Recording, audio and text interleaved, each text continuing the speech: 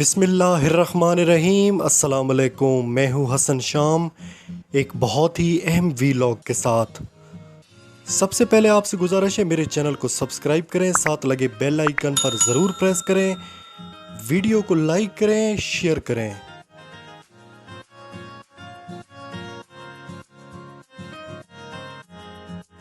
2010 के बाद 2022 यानी 12 साल बाद सैलाब ने पाकिस्तान को बहुत पीछे धकेल दिया है।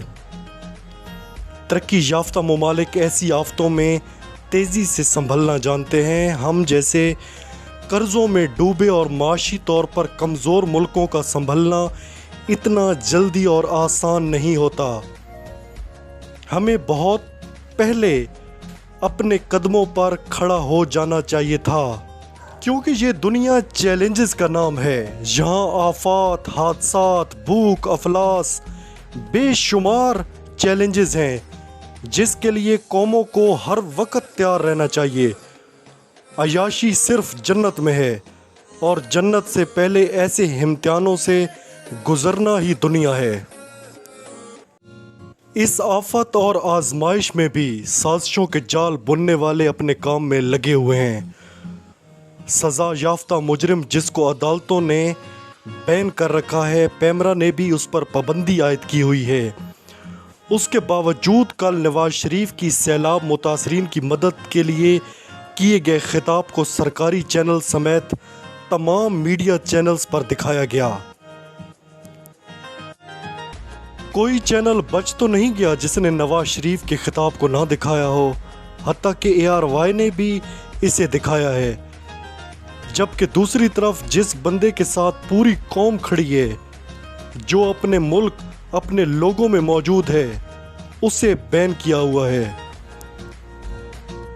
तहरीक इंसाफ ने आज का टेलीथॉन लाइव दिखाने के लिए इस्लामाबाद हाई कोर्ट से रजू किया था, जिस पर इस्लामाबाद हाई कोर्ट के जज अत्तर मनहुल्ला ने पाबंदी ख़त्म कर दी है। ये तहरीक इंसाफ के लिए बहुत बड़ी खबर है।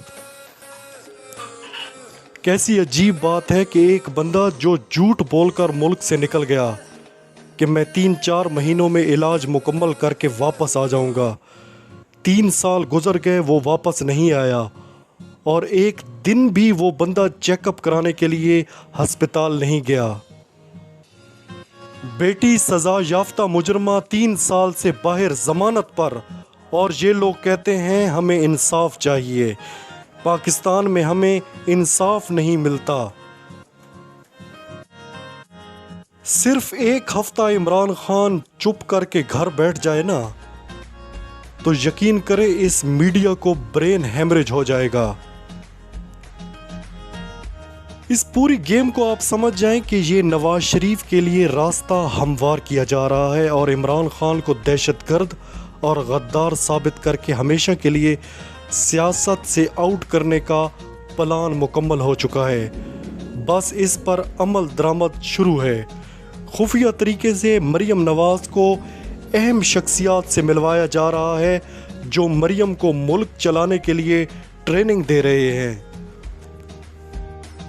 मेरे पाकिस्तानियों, मैंने अपने एक वीलॉग में कहा था कि इमरान खान की अपनी सफ़ों में ऐसे लोग अभी तक मौजूद हैं जो इमरान खान के ख़िलाफ़ काम कर रहे हैं। इमरान खान की आस्तीन में बहुत ख़तरनाक सांप मौजूद हैं और ये लोग एक ख़ास वक्त पर सामने लाए जाएंगे। यहाँ से गेम को मुकम्मल पलट दिया जाएगा। इमरान खान के साथ अवाम की मुकम्मल ताकत मौजूद है, मगर जब बंद कमरों में फ़ैसले हो जाएं और उन पर मोहर लगा दी जाए, फिर इन फैसलों के आगे अवाम की कोई हैसियत नहीं रहती। मेरे पाकिस्तानियों, अब इन हालात में इलेक्शंस बहुत मुश्किल हैं। जो इस वक्त सैलाब की सूरत हाल है, इसमें इलेक्शन मुश्किल दिखाई दे रहे हैं। इस वक्त तहरीक इंसाफ की 2 सूबों में हुकूमत है। इमरान खान और उनकी टीम को चाहिए कि अवाम की फलाह बहबूद पर पूरा जोर लगा दें। जो कुछ मुमकिन है वो अवाम के लिए करें, इसी में अल्लाह की बेहतरी होगी। अब तक के लिए इतना ही। अपना ख्याल रखिएगा। अल्लाह हाफिज़।